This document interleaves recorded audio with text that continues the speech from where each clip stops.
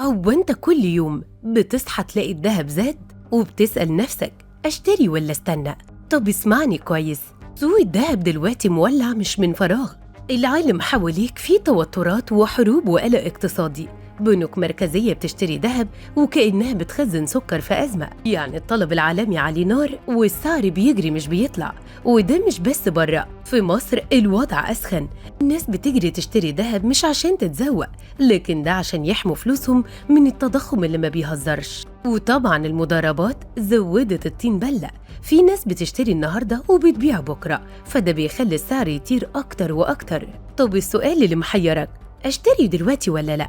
لو ناوي تشتري وتبيع بسرعة استنى شوية، لكن لو بتفكر في الذهب كأمن لفلوسك على المدى الطويل يبقى لسه في فرصة، بس اشتري من مكان مضمون وخد كمان فاتورة مظبوطة. يعني القرار في الآخر في إيدك، بس اعرف إن الذهب دلوقتي مش موضة، ده وسيلة نجاة.